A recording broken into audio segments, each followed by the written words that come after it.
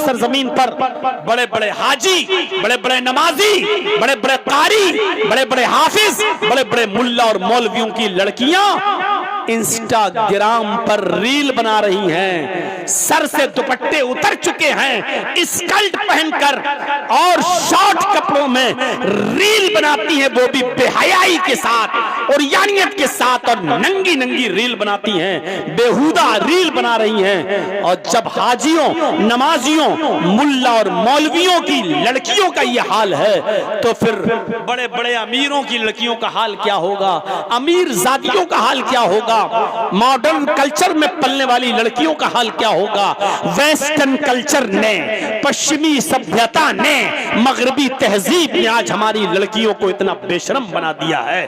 तसव्वुर करें आप, हैं? घर में रहना इनको बकवास लगता है, घर में रहना कहती हैं ये चार दीवारी में कैद करके रख दिया है। वाह मेरी बेटियों, वाह मेरी कौम की बच्चियों, वाह मेरी कौम की बहनों, अपने घर में रहकर अपने बाप के लिए खाना बना देना शर्म की बात है, अपने भाई के लिए खाना बना देना शर्म की बात है।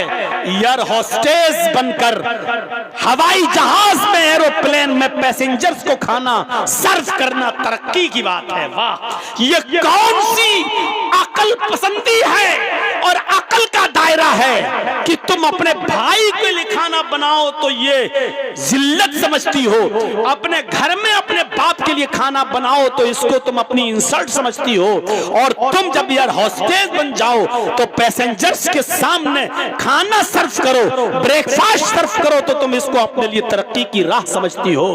अपने घर में अपने भाई और बहनों के कपड़े धुल देना और साफ कर देने को तुम अपने लिए शर्म समझती हो, और हॉस्पिटल में नर्स का काम करके मरीजों का जख्म साफ कर देना और दूसरों के कपड़ों को धुल देना, इसको तुम अपने लिए काबिल फख्र समझती हो। इस वेस्टर्न कल्चर ने हमारी मां बहनों की अक्लों पर कैसा डाका डाला है। अल्लाह के नबी ने सच फरमाया, इज़ा लम तस्तही फफ़अल मा शि'त, जब शर्म हया नहीं रही तो जो तेरा दिल चाहे वो कर। हम अहले हदीस हैं, हमारे यहाँ औरतों का मस्जिद में नमाज पढ़ने आना जायज है, बल्कि अल्लाह के नबी ने यह भी फरमाया कि अगर तुम्हारी औरतें मस्जिदों में नमाज पढ़ने आना चाहें तो उनको मस्जिदों में नमाज पढ़ने से मत रोको, अगर वो आना चाहें तो आने दो, लेकिन इसके बावजूद, इस खुली हुई इजाजत के बावजूद अल्लाह के नबी क्या कह रहे हैं, आए औरतों, तुम्हारे लिए घर में नमाज पढ़ना मस्जिद में नमाज पढ़ने से ज्यादा अफजल है। औरतें मस्जिद में आ सकती हैं नमाज पढ़ने, औरतें मस्जिद में जा सकती हैं नमाज पढ़ने। औरतों को अगर वो इजाजत मांगे अपने भाइयों से, अपने बाप से शादी से पहले और शादी के बाद अपने शौहर से, मैं मस्जिद में नमाज पढ़ने जाना चाहती हूँ, तो ना शौहर को रोकने का हक है, ना बाप को, ना बेटे, ना भाई को। मस्जिद में अगर नमाज पढ़ने जा रही हैं तो उनको मत रोको। अल्लाह के नबी ने कहा इजाजत दे दो, वो मस्जिद में नमाज पढ़ने जा सकती है।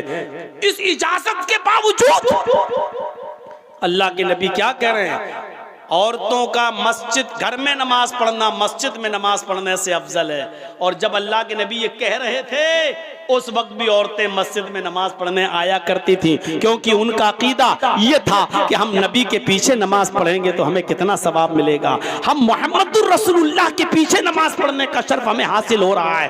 नबी के इस हदीस के बाद, कहने के बाद कि औरतों का घर में नमाज पढ़ना मस्जिद में नमाज पढ़ने से अफजल है, ये कहने के बाद भी मेरे भाइयों, इसके बावजूद भी अल्लाह के नबी सल्लल्लाहु अलैहि वसल्लम ने इजाजत दी कि औरतें मस्जिद में आ सकती हैं और जाती थीं।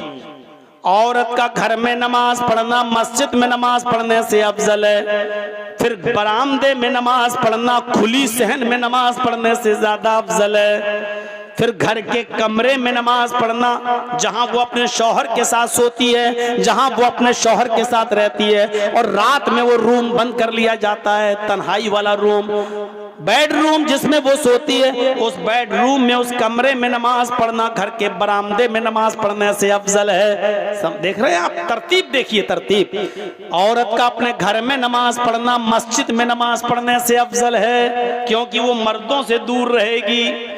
अब घर में भी नमाज पढ़ना है तो बरामदे में नमाज पढ़ना, सहन में नमाज पढ़ने से अफजल है, क्योंकि सहन खुला हुआ होता है, आंगन खुला हुआ होता है और बरामदा घर के एक साइड में होता है। तो घर के बरामदे में नमाज पढ़ना सहन में नमाज पढ़ने से अफजल है। और फिर फरमाया घर के कोठे में, कमरे में, बंद रूम में, बेडरूम में, वहां नमाज पढ़ना बरामदे में नमाज पढ़ने से अफजल है, क्योंकि घर में भी लोगों का आना जाना लगा रहता है। खाला का लड़का, फूफा का लड़का, चचा का लड़का, कुछ भी हो, पर्दा तो है ही ना करती हैं वो अलग बात है, लेकिन एक लड़की को अपने चचा के बेटे से भी पर्दा है, खाला के बेटे से भी पर्दा है, मामू के लड़के से भी पर्दा है। पर्दा है तो है, सोचिए। तो इसलिए इन लोगों का तो आना जाना लगा रहता है। जब औरत अपने बंद कमरे में और बंद रूम में नमाज पढ़ेगी तो जाहिर बात है कि इन लोगों से भी उसकी मुलाकात नहीं होगी। तो फरमाया कि औरत का बंद कमरे में नमाज पढ़ना खुले हुए बरामदे में नमाज पढ़ने से ज्यादा अफजल है,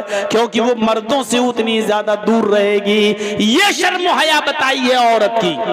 औरत से कहा गया जितना तुम मर्दों से दूर रहोगी उतना ज्यादा तुम्हारे लिए फायदेमंद है, अच्छा है। और एक और हदीस से आप अंदाजा लगाइए, अल्लाह के नबी सल्लल्लाहु अलैहि वसल्लम फरमाते हैं कि मस्जिद में जो लोग नमाज पढ़ने आते हो उनको आपने फरमाया कि अगली सफ, पहली सफ तुम्हारे लिए सवाब के एतबार से सबसे अफजल सब है, सबसे अफजल सफ है। और जो लोग पहली सफ में नमाज पढ़ने का सवाब कितना है ये नहीं जानते, अगर उनको मालूम हो जाए, आए लोगों, अगर तुम्हें यह मालूम हो जाए कि अगली सफ में नमाज पढ़ने का सवाब कितना है तो तुम लोग लड़ने लगोगे अगली सफ के लिए, अगली सफ के लिए, पहली सफ के लिए लड़ने लगोगे। कुरान अंदाजी की नौबत आ जाएगी, पर्चियां फेंकी जाएंगी पहले सफ में नमाज पढ़ने के लिए। घर से तुम 2-2, 3-3 घंटा पहले निकलोगे कि मस्जिद में अगली सफ कहीं भर न जाए, इतना सवाब है पहली सफ में नमाज पढ़ने का। लेकिन अल्लाह के नबी औरतों से क्या कह रहे हैं, आए मस्तूरात, आए औरतों की जमात, ये अगली सफ में नमाज पढ़ने का सवाब मर्दों के लिए है। खैरु सुफूफिर रिजाली अव्वलुहा व शर्रुहा आखिरुहा, मर्दों की पहली सफ सवाब के एतबार से सबसे बेहतर है, व शर्रुहा आखिरुहा, और आखिरी सफ, पिछली सफ सबसे बुरी सफ है सवाब के एतबार से मर्दों की। लेकिन औरतों से क्या कह रहे हैं, हाय औरतों, खैरु सुफूफिन निसाई आखिरुहा व शर्रुहा बलवा, हाय औरतों तुम्हारे लिए पिछली सफ सबसे बेहतर है, पिछली सफ, सबसे पीछे वाली सफ औरतों तुम्हारे लिए सबसे बेहतर है सवाब के एतबार से, और सबसे आगे वाली सफ सबसे बुरी है सवाब के एतबार से। अब आप गौर करो, जर्जी साहब नमाज पढ़ा रहे हैं, अल्लाहु अकबर, मेरे पीछे 5 सफ़े लगी हैं मर्दों की, पर्दा पड़ा है उसके बाद पीछे, और उसके बाद 5 सफ़े औरतों की लगी हुई हैं, 5 सफ़े औरतों की लगी हुई हैं पीछे। पहली सफ में मर्द हैं, मर्द की पहली सफ सवाब के एतबार से सबसे बेहतर है, 5 सफ़े पूरी हो गई। मर्दों की पिछली सफ सबसे बुरी है सवाब के एतबार से, सबसे कम सवाब।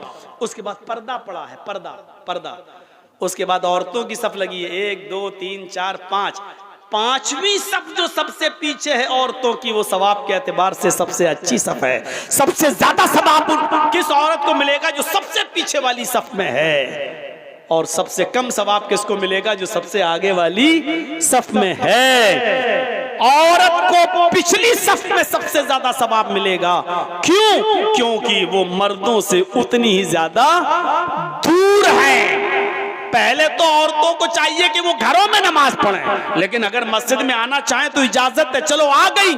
आने के बाद भी याद रखो कि तुम्हारी पिछली सफ सबसे बेहतर सफ है। ये शर्म हया बताई है औरत को इस्लाम ने कि तुम मस्जिद में भी आओ जहां अच्छे लोग आते हैं, नेक लोग आते हैं, और कोई कितना भी बड़ा कमीना, कितना भी बड़ा बदमाश किस्म का इंसान ही क्यों ना हो, लेकिन वो मस्जिद में तुम्हारे साथ गलत काम नहीं कर सकता। मस्जिद का अदब और एहतराम इतना तो है उसके अंदर कर, जो मस्जिद में तुम्हारे साथ गलत कर ही नहीं सकता, तुम्हारी इज्जत में डाका डाल ही नहीं सकता, इसके बावजूद कहा कि तुम्हारी पिछली सबसे अफजल है क्योंकि तुम उनसे दूर हो। तो बाजारों में जाने की इजाजत किसने दे दी? शादियों में मर्द और औरतों को एक साथ खाने की परमिशन कहां से मिल गई?